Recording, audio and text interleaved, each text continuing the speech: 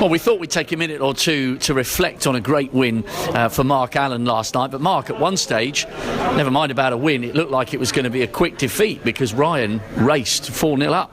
Yeah, he was 4-0 at the interval, and to be honest, I didn't feel I'd done that much wrong. I got a kick on frame ball in the second frame and missed a black off the spot in the first frame. But other than that, Ryan was the dominant player, and I seen the stats at the interval. It was like 97% pot success and everything else was 100%, so it's pretty hard to live with when your opponent's doing that. But I believed in my ability and where my game's at on a whole, and just had to be patient out there. You do seem to be getting better at being in those situations and not lashing out at the balls. You know, you worked your way back into the match in a really mature fashion. I mean, maybe a few years ago you wouldn't have had the patience to edge your way back into contention. I think that's something you learn with age. You know, I'm more mature now as a player, and you never give up. Trying to set an example to my little stepson Robbie, who's playing at started out in snooker at the minute, and you never give up when you're out there, because things can change very quickly in this game.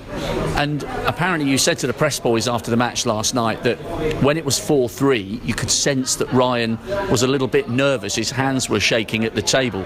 Yeah, I seen one shot that he played. Obviously I was sitting over by the yellow pocket, and he was playing a shot into the middle pocket from the yellow pocket, and I seen his back arm shaking a lot and his hand was shaking, and I thought, right, he's feeling it a bit here, just keep him under pressure the way I had been doing. And from 4-0 to 5-4 up, I played pretty solid snooker. I didn't miss many balls, and Ryan missed one or two shots that he hadn't been doing in the early part of the match, but I think that's more to do with the pressure I put him under than anything else.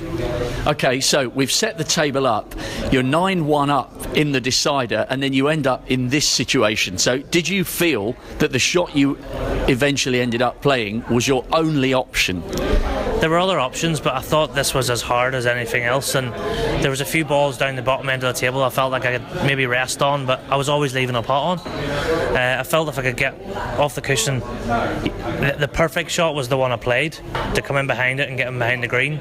But if I'm being honest, I'm trying to just hit the red, sort of leave them like that so he can't play an easy snooker again, leave the balls close together, and then I knew that I would have the control of the safety thing after that. But yeah, the way the shot worked out, I couldn't have asked for any better, but it's a once in a lifetime shot, really. Come on, once in a lifetime. Right, we've got it wrapped up. Just for a bit of fun, let's see, in the moment, to reenact that key shot. Let's see if you can recreate the magic. You know I'm never getting this right for a start, so I'll give it. It's all right, because if you don't, we can just play the great shot from last night, so don't worry.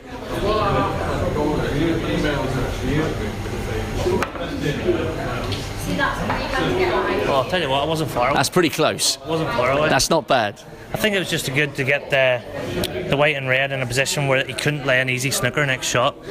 What happened last night obviously was the perfect shot, but even if that hadn't worked out, from there he's not even going to be able to screw in behind the brown because the white's tight on the cushion. I just felt if I could leave distance and not leave an easy snooker, then I would get in control the next time. Not so much about getting in control of that shot, but being in a position to be able to get control a few shots later. Okay, so that was a big moment and a great win.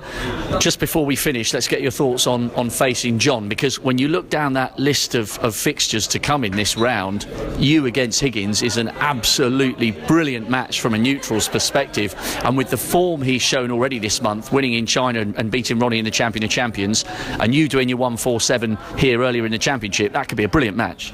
It could be, but sometimes these big matches on paper don't live up to the hype, but hopefully we can perform to the best of our ability and give the crowd something to shout about. But John's been in great form for a few months now, and I feel that I'm coming very close to being in good form myself, and hopefully a big tournament win's around the corner. But I just go out there and give it my best shot, and hopefully it's good enough on the day. Good luck in that one. We're looking forward to it. Thanks, Mark. Cheers. Thanks, mate.